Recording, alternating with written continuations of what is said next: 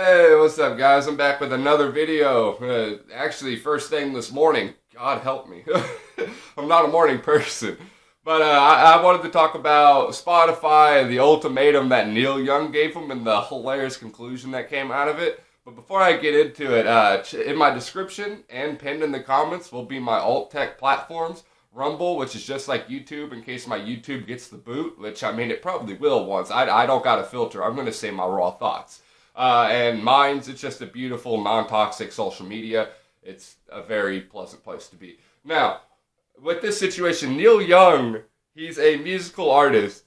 He thought he was all big and bad, and he was gonna walk up to Spotify after the failed failed list of 300 doctors, right? And then it was 1,000, and they're all just like one of the doctors. I swear to God, if I scrolled through there and believed hard enough, I would have seen Dr. Phil in that shit. Okay, it'd be like he don't belong in here. He's not even a real doctor.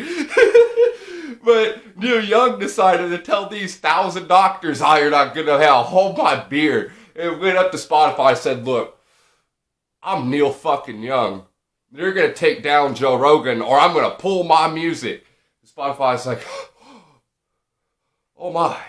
And the entire world's like, "Oh my God, the Emperor Neil Young, he wants Joe Rogan deplatformed. Oh my God, Joe Rogan's over." No, right? And it turns out the label for Neil Young is like, "The hell you are. We own your music. We're not pulling it off." And then that's already funny enough, right? Getting put in his place. It gets better. It gets better. Spotify comes out with the response that says, "Okay, we've taken your music off of our platform. Get what you get, buddy." Like,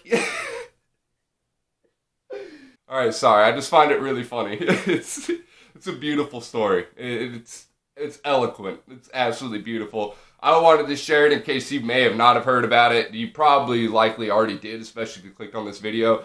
But Spotify just clapped back. They're like, "All right, we don't want your music on here anyway, man. Get out of here." And I think that actually sets a really good precedent, too.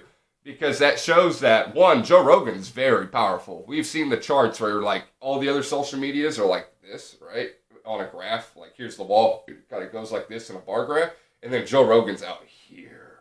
That man's powerful. He blows Fox News out of the water. Fox News is sitting at like 3.4 million, and Joe Rogan's at like 11 plus. It's huge. He's got more than all of them combined.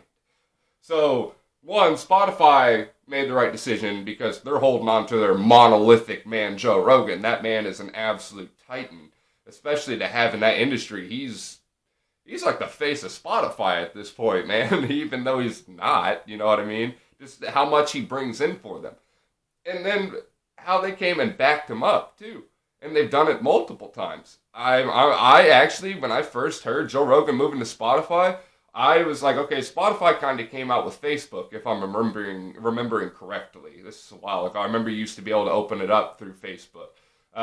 So I originally thought Spotify was going to bleach and censor the hell out of Joe Rogan. I was wrong. And I'm very happy I was wrong.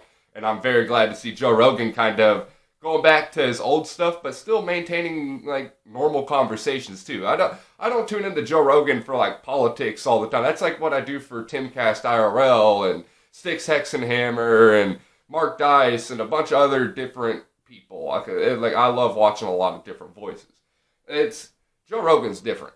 He gets on there and he's going to talk about a chimpanzee fucking you in the ass and then telling you at the exact same time that Joe Biden's fucking you in the ass. Joe Biden, chimpanzee? Maybe. But that's all I got. If I keep this going, I'm going to ramble about bullshit. And no need. Have a good one, everybody.